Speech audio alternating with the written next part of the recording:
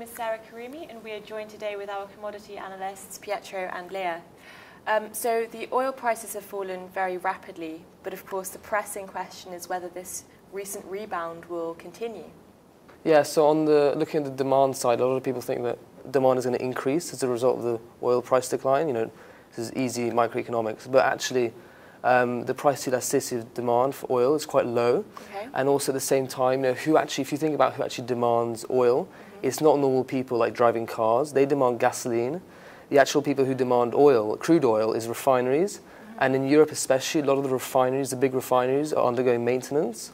So the future demand for crude oil is actually going to be lower than people expect. Okay. Because if a refinery is not in operation, then the demand for crude oil will be lower, essentially.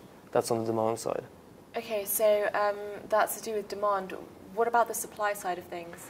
The supply side is even more interesting. So you have a lot of people look at the rig count in the US, the Baker Hughes rig count, and it's been falling quite a lot, but it's quite inaccurate because what people do, what suppliers do, is that they pump even more oil from the more efficient rigs, and they stop using the least efficient rigs. So US production of oil is still going to increase like to around from 9.2 to 9.5 million barrels a year this year. So the supply side as well is not going to rebalance the market, and oil prices should stay low and should not bounce back as we've seen very recently. Okay. And Leah, do you see any risks with this? Yeah, there has been a rise of oil disruption. As you might know, the greatest part of the demand comes from North Africa and Middle East, and there's lots of geopolitical issues going on there. So, for instance, in Libya, there is a risk of EU embargo. Forecasts have been downgraded.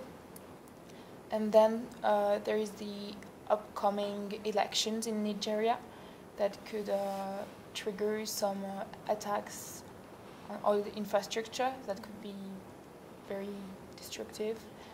And then contrary to these two countries, it's quite different in Iraq with ISIS, because as ISIS uses oil for its operations, forecasts have been upgraded, and if ever ISIS threatens more the country, it could have like greatest impact.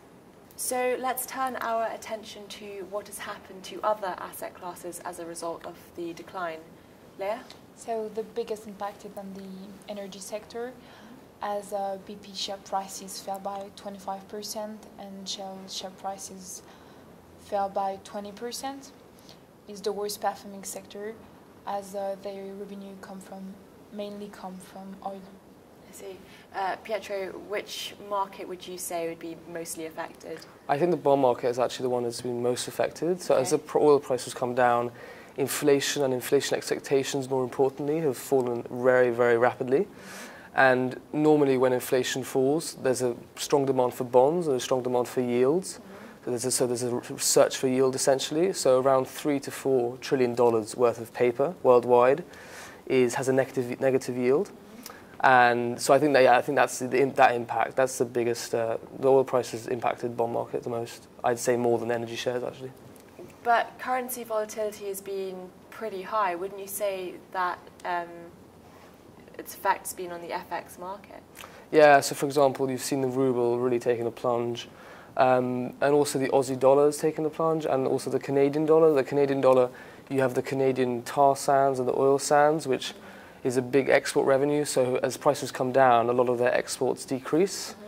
And money floods out of the market, and so people have to sell rubles, sell Canadian dollars, sell Aussie dollars to get out, essentially. So yeah, I think FX market volatility has definitely increased because of the oil price decline.